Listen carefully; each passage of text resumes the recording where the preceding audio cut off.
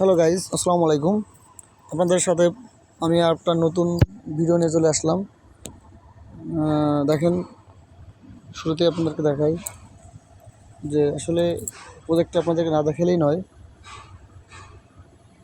মিষ্টি কুমড়া গাছ, লাউ গাছ, দেখেন কী সুন্দর পরিমাণে। আসলে যদি খোলা জায়গা থাকে কারোর, যদি এরকম করে আসলে সবজি চাষ করেন, আমার মনে হয়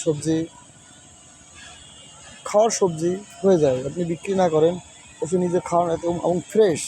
আপনাকে একটু কাছ থেকে দেখায়, আসলে নাহলে বুঝবেন না। দেখেন কী পরিমাণ আমার কুমড়া গাছে ফুল আসতেছে।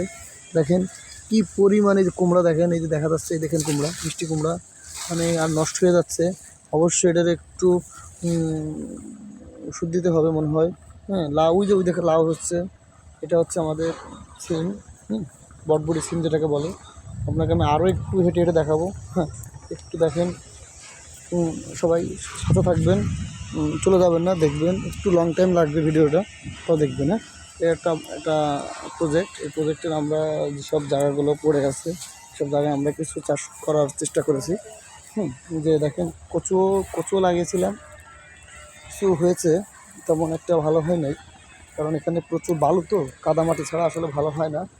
যে আমাদের ভেন্ডি বাকে বলে ঢ্যাঁড়স গাছও লাগিয়েছিলাম, কিছু হয়েছে। দেখেন আরও কিছু এই ঢ্যাঁড়স গাছ আছে, সিম গাছ, মানে প্রতিটা সবজি লাগানোর চেষ্টা করেছি আমরা।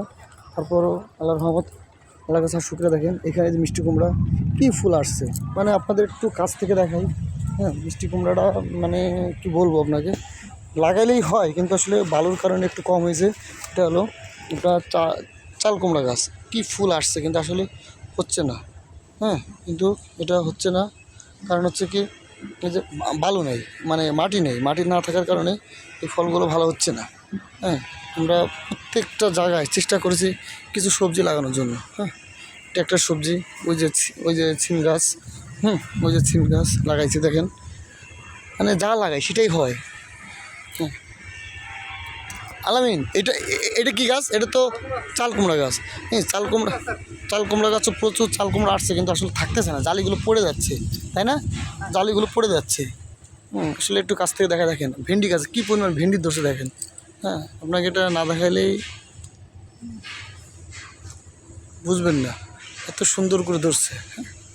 ওকে গাইস, থ্যাংক ইউ।